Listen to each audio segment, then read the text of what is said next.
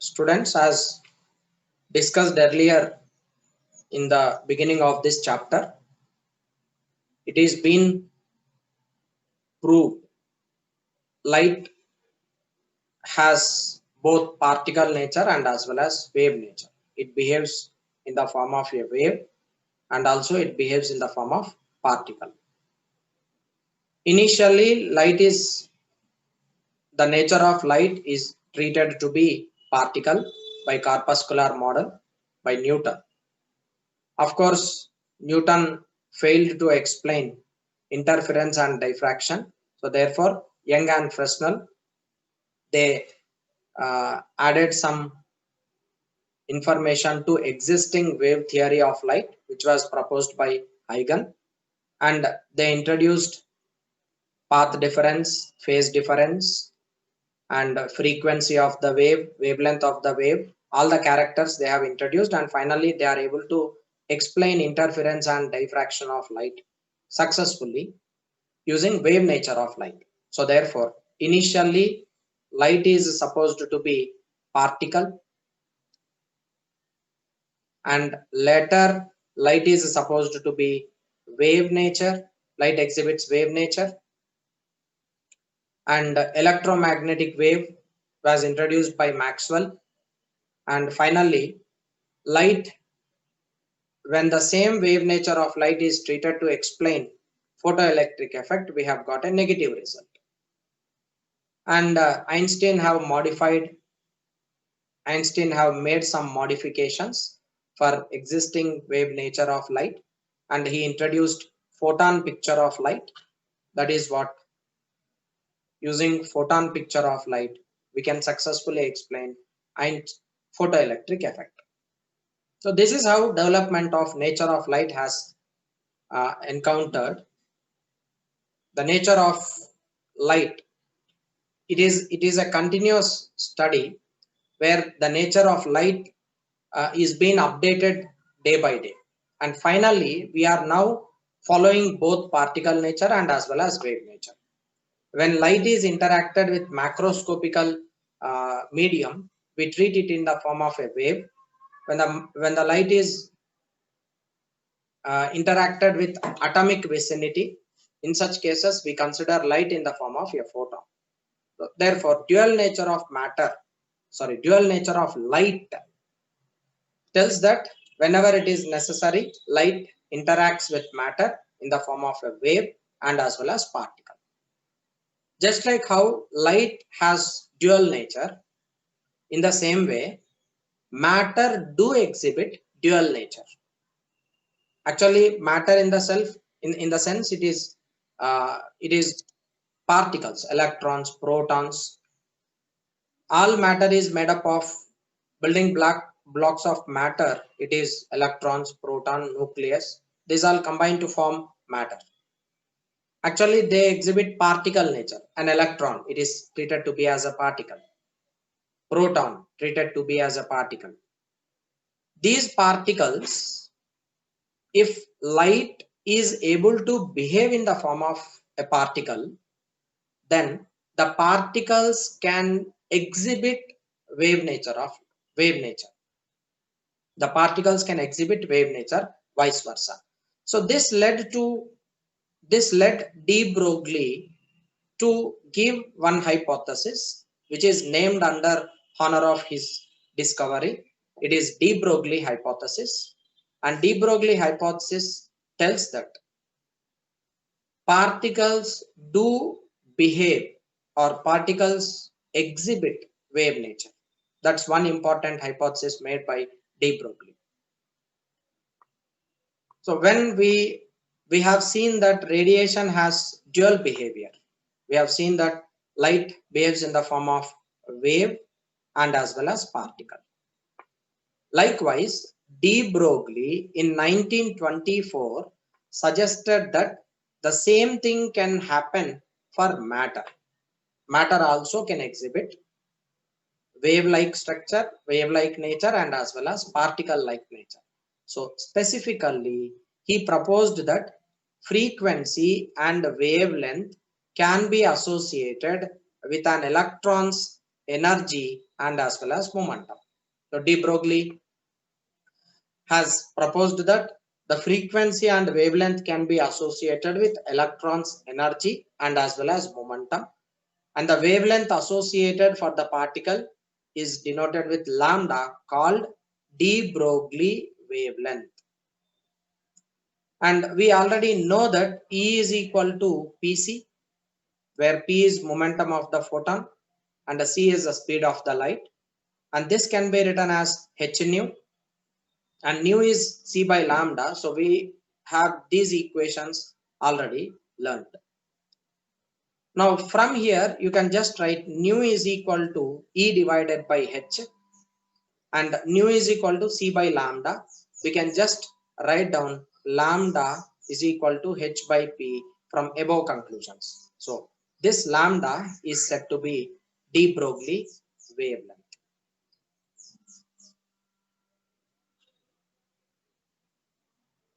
It is de Broglie wavelength, and h is Planck's constant, of course. P is equal to momentum of the particle. P is momentum of the particle. And this is very important equation which was proposed by de Broglie, and it is said to be de Broglie wavelength. De Broglie wavelength lambda is equal to h by P.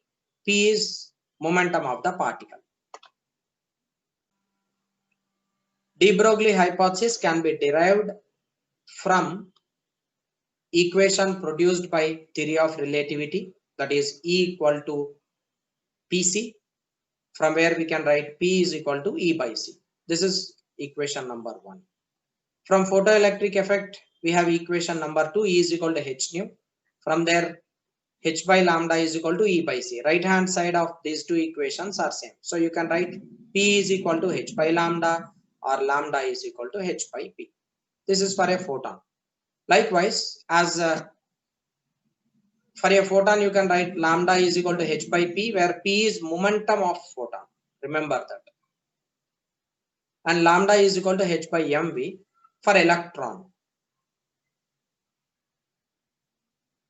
M is equal to mass of the electron. You will just substitute it as 9.1 into 10 power minus 31 kg. V is velocity of the electron. You will substitute over there. Similarly, for proton, you will substitute mass of the proton as 1.67 into 10 power minus 27 kg. This is mass for the proton. Likewise, you can calculate de Broglie wavelength for any particle just by using this equation. H is constant, however. M and V are mass and as well as velocity of that particle which it is in motion. Yeah. Students, we already know that de Broglie wavelength lambda is equal to h by P, which we have learned till now. And we know that kinetic energy of the electron, or I'll just represent it with K, where K is kinetic energy of the electron.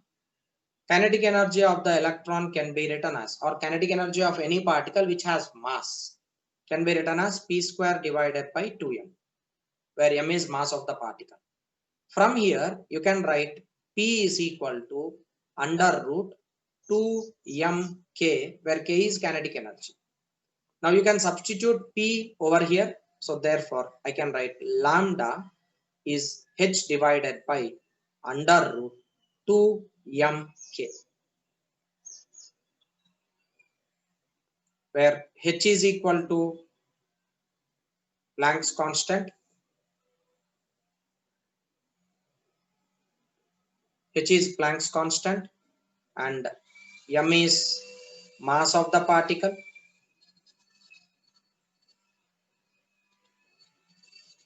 k is kinetic energy of the particle. Right? Now using this equation, you can find out kinetic energy of electron and de Broglie wavelength of electron. If kinetic energy is known, you can find out de Broglie wavelength. Similarly for proton, for neutron, and as well as gas molecule. Now if at all, let me take initially an electron. we are considering an electron and we are allowing this electron to pass through electric field. This is electric field. When you are placing a charged particle in electric field, definitely it will be experiencing a force, and that force for an electron will be in opposite direction to that of electric field. In this direction, electron will be moving. Force experienced F can be written as Q into capital E, where Q is charge of the electron, E is electric field, F is force. And this can also be written as W is equal to VQ. This is from electrostatics actually. V is potential difference over there, Q is charge of the particle, W is work done. And this work done is equal to change in kinetic energy of the electron.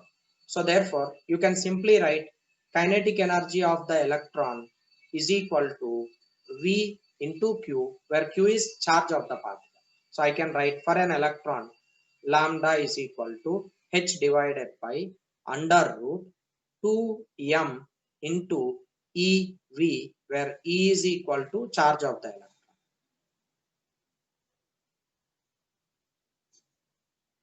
And V is equal to potential difference. Potential difference in which electron is gaining energy. So V is potential difference, M is mass of the electron.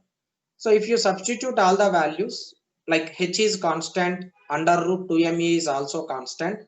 This gives you lambda is equal to H pi under root 2me, which are constants, divided by V under root. And if you substitute all constant values over here, you can get 2.27 divided by under root V, and this is in angstrom.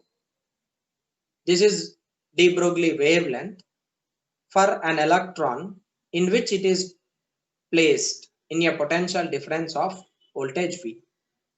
Right? That is, in case of an electron, you can find out de Broglie wavelength. Similarly, you can take a proton, and for a proton you can calculate de Broglie wavelength. Only the thing here is, in the place of Me, we will be placing Mp, where mass of the proton.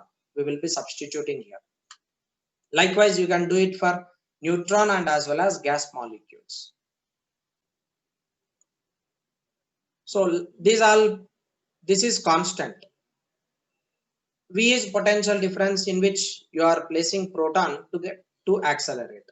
So lambda for a proton can be written as H is constant, it is 6.627 into 10 power minus 34 joule second divided by under root 2 into mass of the proton is 1.6 into 10 power minus 27 kg. Charge of the proton is 1.6 into 10 power minus 19 coulomb divided by root V.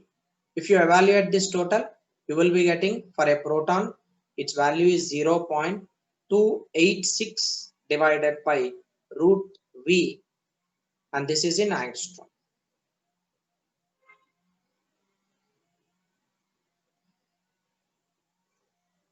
This is for a proton. Likewise, you can calculate it for a deuteron also. You can calculate it for deuteron. For neutron and as well as for gas molecules, it is quite different. I'll tell you how it is. This is in case of a proton. Because proton is charged, you can accelerate it in electric field. Electron is charged, you can accelerate it in electric field. But neutron, it is chargeless particle. Coming to neutron, as charge of neutron is equal to 0, it does not gain velocity in electric field.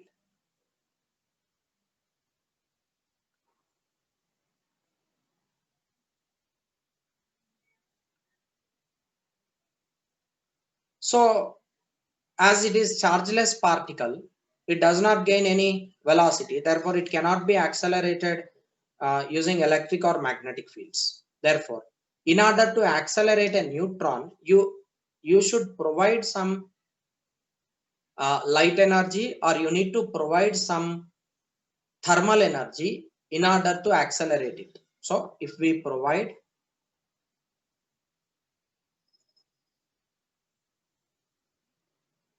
thermal energy to a neutron,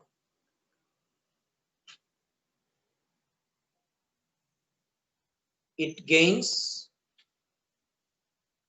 kinetic energy, and that kinetic energy I am denoting it with E.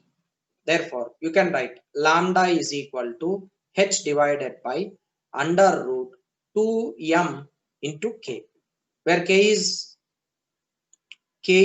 equal to kinetic energy of neutron, right? So depending upon this kinetic energy of the neutron, based on that you will be getting lambda. So lambda you can write it as h value, you should write as it is h divided by under root 2 times mass of neutron is 1.67 into 10 power minus 27 kg as it is into root k, where k is kinetic energy. If you evaluate this total, you will be getting it as 0.286 divided by under root e. It is same to same as the numerator value is same as that of for a proton, because except charge, characteristics of proton and neutron are same. Only mass of proton is same to that of mass of neutron, approximately equal. Therefore, numerator value, this is same for both, 0.286. This is for a proton. Likewise, in case of a gas molecule, you can calculate lambda as h divided by under root 2mk. This is for gas also. But for a gas molecule, you can write kinetic energy K can be written as 3 by 2 Kb into T, where Kb is Boltzmann constant, T is temperature. You can just substitute that here. Lambda will be equal to h divided by 2m into 3 by 2 kBt under root. This 2 and 2 gets cancelled, which is h divided by under root 3m kb, where Boltzmann constant, T is temperature. This is equation for gas. Likewise, depending on energy of the charged particle or a neutral particle, it will gain de Broglie wavelength, and these are the values all at once at one place. You need to remember them. This is for this is basic equation for de Broglie wavelength, and for electron it is this value, for proton it is this value, for neutron it is this, for alpha particle it is this, and for neutron it is this. These all values you need to keep it in your mind for solving problems quickly.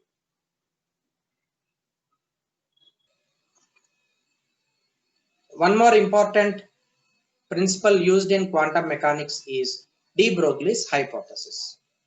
As we know, the particles are associated with waves.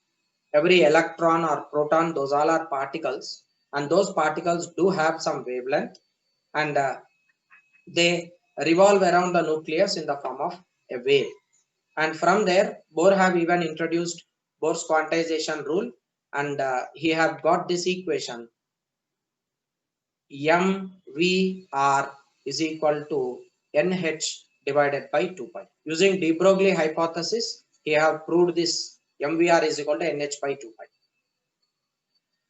So when we are dealing with these microscopical particles like electrons, protons, there is one another principle called uncertainty principle, which has been introduced, and the uncertainty principle states that for a given particle, for any given particle, delta x into delta p should be greater than or equal to h cut divided by 2, where delta x is uncertainty in finding the position of the particle, and delta p is uncertainty in finding momentum of the particle. And the product of uncertainty in finding position and momentum is greater than or equal to h cut divided by 2 pi, where h cut is equal to h by 2 pi. So I can just write it as delta x into delta p. It can be greater than or equal to h divided by 4 pi. This is uncertainty principle. And the energy time uncertainty principle also can be related like this. Delta E into delta T can be greater than or equal to h cut divided by 2. This is in terms of energy and time. This is in terms of position and momentum. So it is that whenever you are dealing with a wave packet, an electron, if you are able to calculate its wavelength at that time, the particle nature is not predominating. If we are considering a particle in the form of, like, as we know, particle behaves in the form of wave, and as well as like electron, for example, electron behaves in the form of wave and as well as particle. If we are concerning particle, then wave nature can be neglected. So it is that when we are dealing with these matter waves or when we are dealing with a photon, both simultaneously cannot take place at once. So when you are dealing with particle nature, particle properties will be predominating than wave nature. In some cases, wave properties are predominating than that of particle. That depends upon interaction of the particle with matter. So therefore, simultaneously both things cannot happen. From there, we have introduced uncertainty principle, and uncertainty principle states that if wave nature is predominated, particle nature is not dominating. If particle nature is dominating, wave nature cannot be predicted, vice versa. From there, you can write uncertainty in position and uncertainty in momentum is equal to h cut by 2 pi. If we are exactly locating position of the particle, its momentum cannot be predicted. Exact value of momentum cannot be predicted. There is an uncertainty. So that is what uncertainty principle states.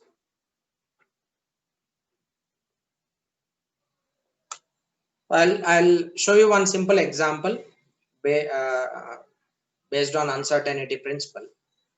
In the animation provided over here, see, there is a particle over there. Like, let us consider it as a photon or a source of light. From that source of light, a pencil beam of light is falling on the slit. Now what we are doing, you are changing the radius of the slit. You are increasing size of the slit. As you are increasing size of the slit, what is happening over there? On the screen, you are able to identify that the position of the slit width, the position, see here, this is what you observe, this and this simultaneously. If this size is increased, its size is decreasing. Okay, see now the radius of this slit is increased. As you are increasing radius of this slit, what is happening here? The radius of this point which is observed on the screen is decreased. This is called generally spectrum. Here we are considering monochromatic light. That's the reason why, like monochromatic, it is red source. This is monochromatic, and it is monochromatic light source which is providing us red light. Now you are able to see here the spectrum which is being formed, which is, as it is monochromatic, there will be only one wavelength observed over there. It is lambda. You are able to see a spot on the screen, and the radius of the spot changes with respect to size of the slit. You can clearly understand that radius of spot on the screen increases as size of the slit is decreased, vice versa. If you are decreasing size of the slit, radius of the spot is increased. If you are increasing size of the slit, decreasing size of the slit, vice versa. Like if you are increasing this, it is decreased here. If you are decreasing it here, it is increased there, vice versa. This is one example of uncertainty principle, which is clearly shown in this animation, and this is the effect of diffraction actually. So as you are decreasing size of the slit, the spot radius increases. You can see that clearly. So therefore, position and as well as momentum, there is uncertainty in finding position and momentum of a particle, which is stated by uncertainty principle. So calculate de Broglie wavelength associated with an electron moving with this much speed. Speed of the electron is given as 5.4 into 10 power 6 meter per second. And this is for electron. Mass of the electron is 9.1 into 10 power minus 31 kg. This is A. You need to calculate lambda, which is equal to h by m. Lambda value, you need to find out. H is 6.67 into 10 power minus 34 divided by 9.1 into 10 power minus 31 kg, and the V is velocity. Velocity of the electron is given as 5.4 into 10 power 6 meter per second. If you evaluate this total, you will be getting a lambda which is nearly 0.135 into 10 power minus 9 meter. This is equal to 0.135 nanometer. That is de Broglie wavelength of an electron. Now let us calculate it for a ball. Lambda is equal to h divided by mass of the ball into velocity of the ball. Lambda h is 6.67 into 10 power minus 34 divided by mass of the ball is given as 150 gram. You can convert it into kg. It is 10 power minus 3 kg. And velocity is 30 meter per second. So if you evaluate this total, you will be getting value nearly equal to 1.47 into 10 power minus 34 meter. It's 1.47 into 10 power minus 34 meter. Now if you observe carefully, here it is 0.135 into 10 power minus 9 meter, and for a ball it is 1.47 into 10 power minus 34 meter. Clearly you can understand that for greater mass particles,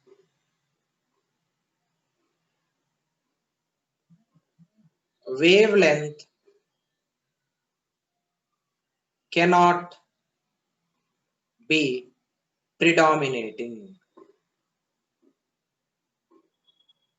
Therefore, all the particles which has mass, like as mass increases, the wave characteristics get diminished. So if you are taking a stone, usually a stone has a mass of 1 gram, even it can be 1 gram. You can substitute you can substitute mass of that stone as 1 gram, and with what velocity you are throwing that stone, velocity you can substitute over there. You can calculate de Broglie wavelength, and approximately it will be in the order of 10 power minus 35, 10 power minus 40, which is very small, negligible lambda. Therefore, for those particles macroscopically which we are dealing with, for those particles, de Broglie wavelength is not predominating.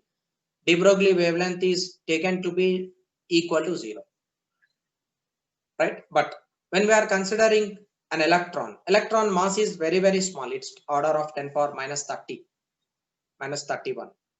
Similarly, if you take a proton, its mass is of order 10 power minus 27, and that is in the denominator. As mass of the electron, proton, neutron, and gas molecules, their mass is very small. Therefore, their wavelength can be predominating. You can calculate its de Broglie wavelength it is of order 10 power minus 9 here. Therefore, those particles which has some mass, for them wave nature and wave characteristics are not dominating, you can neglect them. For those particles which are having very small negligible mass, for them wave characteristics are predominating, you can calculate their wavelength. For a particle which is photon, as its mass is very small, like its negligible mass, that's the reason why it has greater wavelength. Wave characteristics can be predominated for photons other than remaining particles. Of course, de Broglie's wavelength for electron and proton can also be calculated, and the diffraction of these particles, like wave characteristics of electron and proton, can be estimated, and as well as it is experimentally verified by Davison and Germer experiment.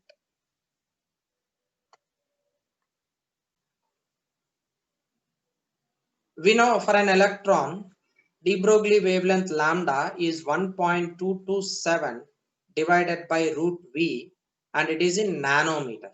Like if it is in angstrom, you will write it as 12.27. If it is in nanometer, you will write it as 1.227. So lambda is equal to 1.227 divided by root V. Root V is 100. So this is 10. It will be 0.1227 nanometer. This is de Broglie wavelength of an electron, which is accelerated in a voltage of 100. Potential difference is 100. That's the reason why you have got de Broglie wavelength lambda. So lambda is inversely proportional to root V. Check it out. As you are increasing the voltage, the de Broglie wavelength get decreased.